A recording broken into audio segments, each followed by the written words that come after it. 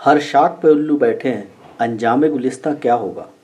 अगर किसी फुलवारी में हर पौधे की शाखाओं पर उल्लू बैठे हों तो उस फुलवारी का क्या होगा। नमस्कार दोस्तों, मैं आपका दोस्त, आपको आपसे मिलाने वाला, आपकी सोच को जगाने वाला, आपका वैचारिक हमसफर देवरत्न। दोस्तों, आज मैं आपके लिए भारत और भारत के गरीब नागरिक के प्रति सर्वकालीन सद्गुरु ओशो की चिंता और चिंतन से भरा ये वीडियो लेकर आया हूँ, जिसे सुनकर आप जान पाएंगे कि भारत इतना पिछड़ा और यहाँ के लोग इतने गरीब क्यों हैं। तो चलिए शुरू करते हैं। सद्गुरु ओशो कहते हैं, उन उल्लुओं की तरफ देखो तो फुलवारी के लिए चिंता पैदा होती है। भारत में कुछ ऐसा ही हुआ है। बुद्धिहीनता, इन नेताओं के हाथ में भारत की पतवार है, जड़ता के हाथ में भारत का भाग्य है, नासमझियों का लंबा इतिहास है, अंधविश्वासों की बहुत पुरानी परंपरा है, अंधेपन की सनातन आदत है और उस सबके हाथ में भारत का भाग्य है। लेकिन एक ख्याल उठता है और सवाल भी कि आखिर भारत का यह भाग्य अंधेपन के हाथों में क्यों चला गया है। भारत का यह सारा भाग्य अंधकार के हाथों में क्यों है। भारत के जीवन में सौभाग्य क्यों नहीं है, दुर्भाग्य ही क्यों है। जब कोई देश 1000 साल तक दास रहे, हजारों साल तक गरीब दीनहीन रहे, हजारों वर्ष के विचारों के बाद भी किसी देश का अपना विज्ञान पैदा न हो सके, अपनी क्षमता पैदा न हो सके, नए नए देशों के सामने अपने इस प्राचीनतम देश भारत को हाथ फैलाकर भीख मांगनी पड़े। अमेरिका की कुल उम्र 350 साल है।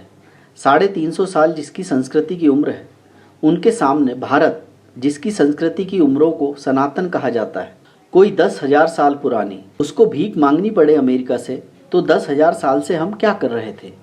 10,000 सालों में हम भारतीयों ने पृथ्वी पर क्या किया है, हमारे नाम पर क्या है। हम 10,000 साल से चुपचाप बैठे ही रहे हैं या हमने आंखें बंद करके 10,000 साल गंवा दिए हैं और आगे स्थिति और विकृत होती चली जा रही है। नेता कहते हैं हमने गरीबी मिटा दी, साधु सन्यासी मौलवी पादरी कहते हैं बच्चे भगवान पैदा करते हैं। इसमें आदमी का क्या हाथ है। और जब भगवान पैदा करता है वह फिक्र भी करेगा, उसने हमेशा फिक्र की है, वह आगे भी फिक्र करेगा। साधु सन्यासी मौलवी पादरी सभी तुम्हें यही समझाते हैं।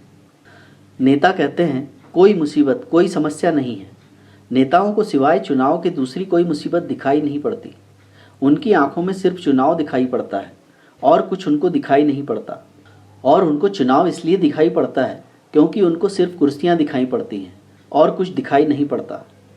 ओशो कहते हैं यह सारी की सारी दशा जरूर किसी बुनियादी भूल के कारण पैदा हो गई है, और वह बुनियादी भूल यह है कि हजारों साल से हमें विचार नहीं करना है, ऐसी शिक्षा दी जा रही है। वह हमारे दुर्भाग्य का मूल सूत्र है। भारत को तुम्हें सिर्फ विश्वास करना है, विचार नहीं करना है, श्रद्धा करनी है, विवेक नहीं करना है, मान लेना है, सोचना नहीं है, यह सिखाया जा रहा है। गुरुओं की लंबी परंपरा एक ही काम कर रही है कि हर आदमी से विचार के बीजों को उखाड़ कर फेंक दो और उसमें विश्वास के कचरे की जड़ें जमा दो। हमें यही समझाया जाता रहा है कि विश्वास करना परम धर्म है। और मैं आपसे कहना चाहता हूँ कि जो आदमी विश्वास करता है वह आदमी धार्मिक तो कभी हो ही नहीं सकता, बल्कि आदमी भी नहीं हो पाता। धार्मिक होना तो बहुत दूर है। विचार की शक्ति ही मनुष्य को मनुष्य बनाती है।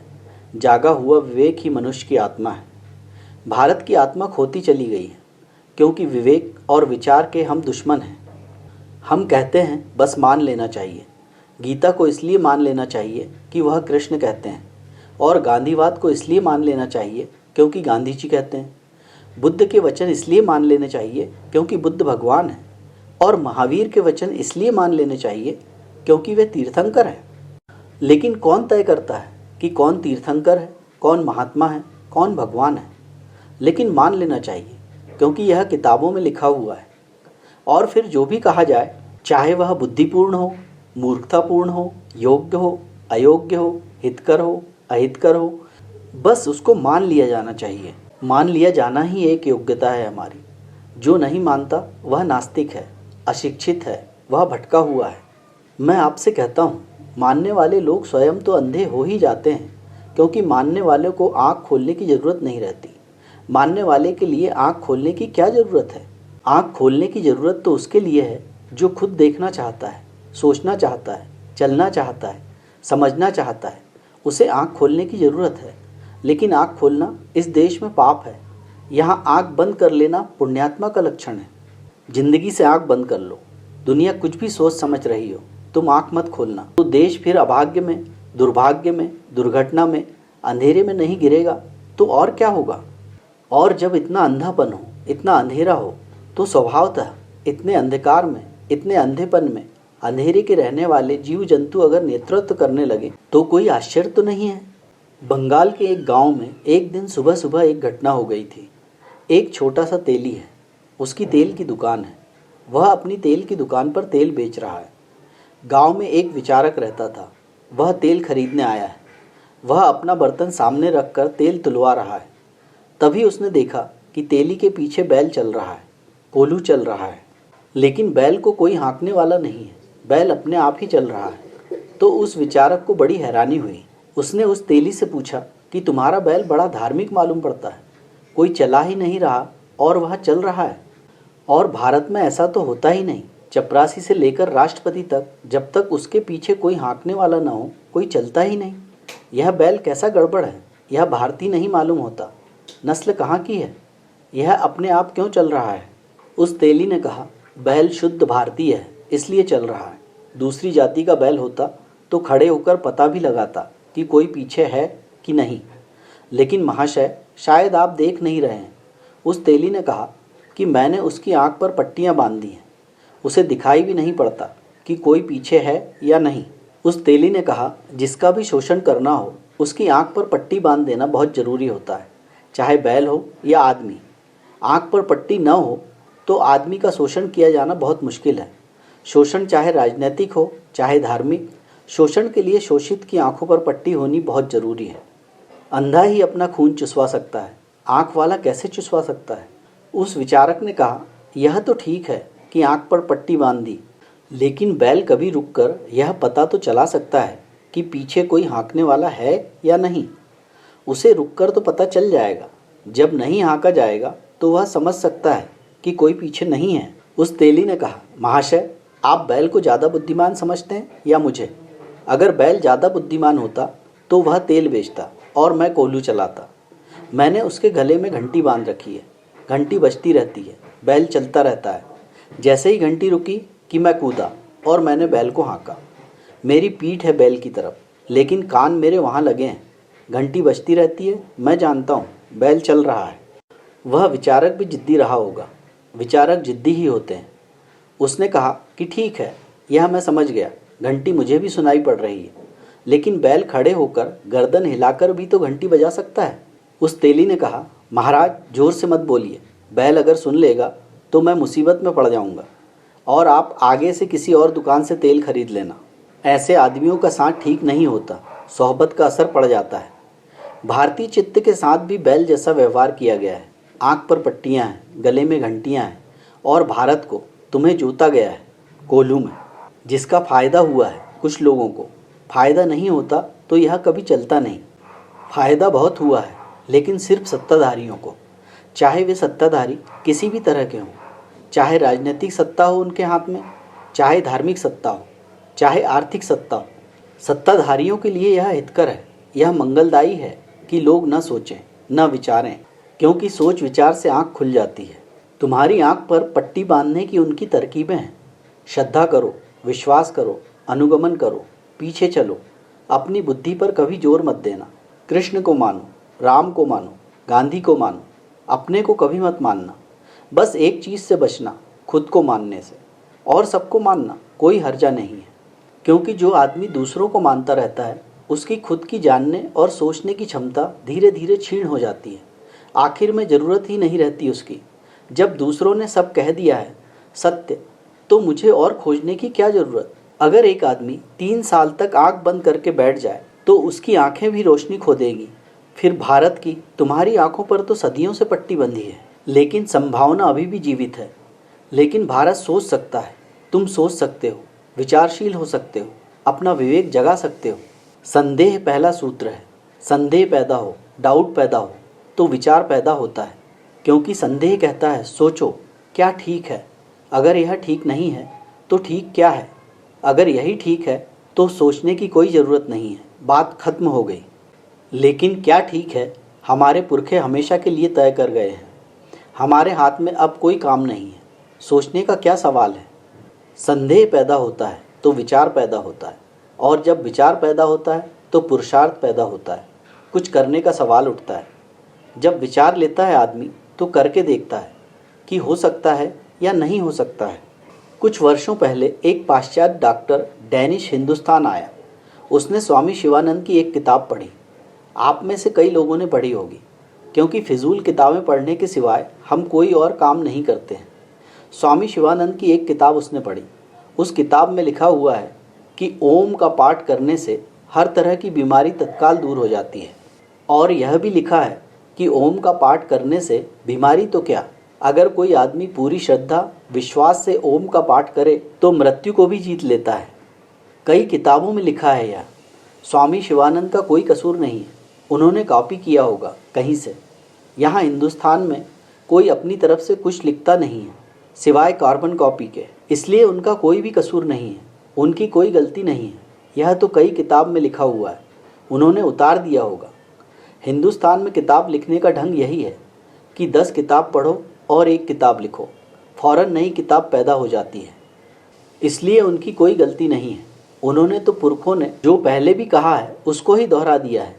वह डैनिश डॉक्टर, और उसने जब यह सुना कि स्वामी शिवानंद भी पहले डॉक्टर थे, सन्यासी होने से पहले, लेकिन उसको पता नहीं कि हिंदुस्तान का कोई डॉक्टर विश्वास योग्य नहीं है।